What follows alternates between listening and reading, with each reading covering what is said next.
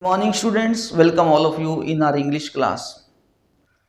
Our chapter Deep Water by William O. Douglas. It's going on. I have sent you some questions with answer and some practice question that you had to answer. So I hope you must have done the work in practice or in fair.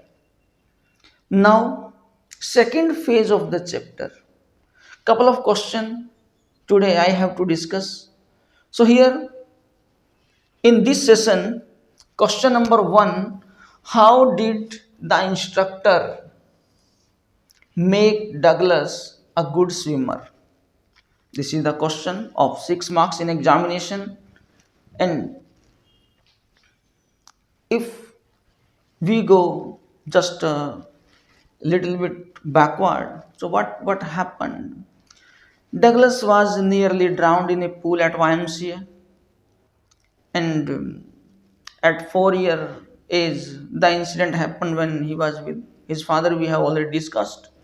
So, but this fear of water, this handicap remained with him after many years rolled by, but the same fear of water that gripped him in its hand.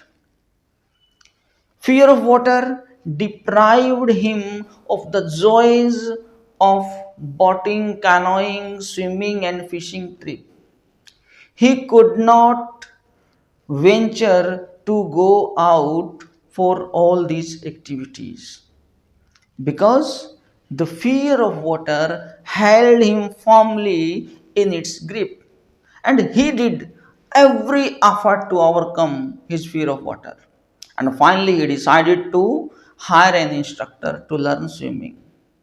So, we can write a few lines while beginning the question. Initially, a couple of sentences can be here, but we cannot make a long story that why he went to instructor.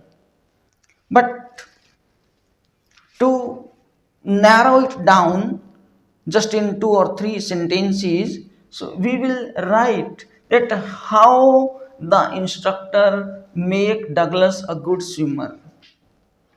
So what's technically there, it's already given in a paragraph of textbook. So in answer of some hell book also. So the instructor made Douglas practice 5 days a week, an hour each day. He put a belt around Douglas. Suppose this is Douglas and a belt was attached around his waist. A belt was fastened, and here a rope was attached to the belt, and this rope again went through, or you may say went over a pulley. Pulley means round shape instrument that moves, and here the end of the rope, this is rope,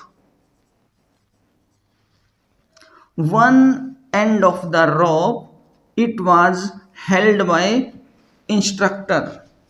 So here in this way, many occasion the instructor went inside the pool with Douglas, and he just pull and loose the rope, and back and forth means to forward and backward.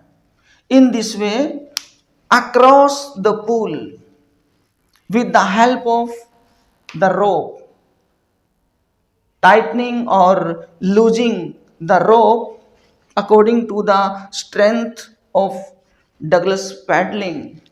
So in this way, this is technically I just want to tell you. So in this way, the instructor, he gave him training that how to swim, how to learn to swim. And the instructor also, after a few hours or few days practice, The instructor also taught him how to inhale and exhale underwater. He also taught Douglas to kick with legs, and in this way, the instructor made Douglas a good swimmer bit by bit. So this question may appear in 2 marks, may in 6 marks, and according to the marks of the question, so we have to make it narrow and we have to elaborate it. So now coming to next, we have one more question. Now, after getting training, the question that I have written, how did Douglas overcome his fear of water? Let me underline the word overcome fear.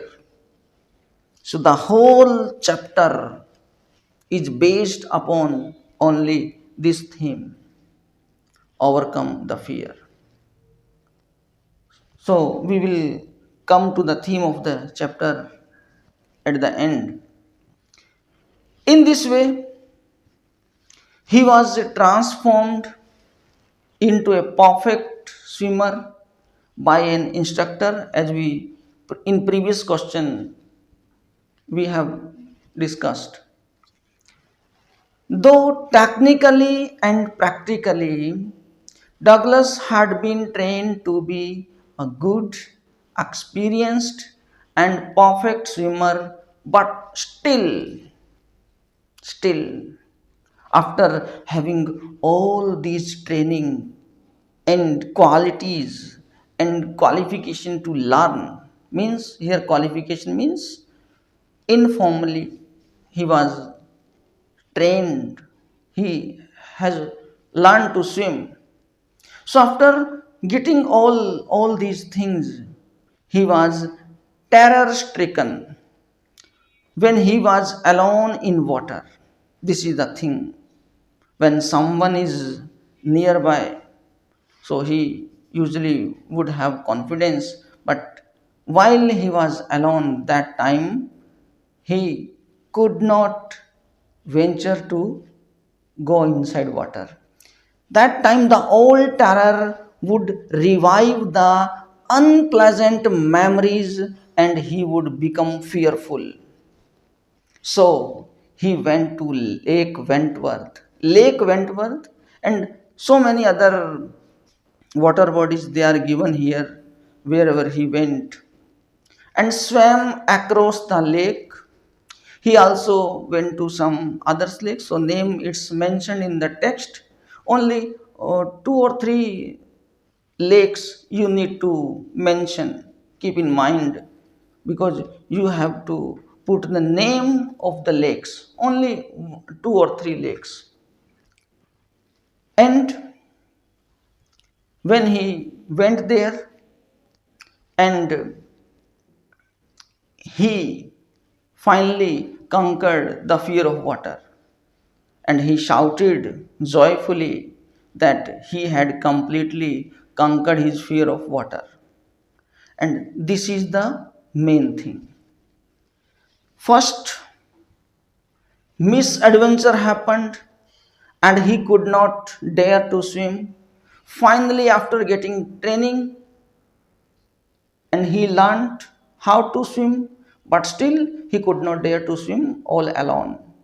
But here he wanted to see eye to eye the terror, that, oh terror, what can you do to me? What harm can you do to me? This is the main theme of the chapter.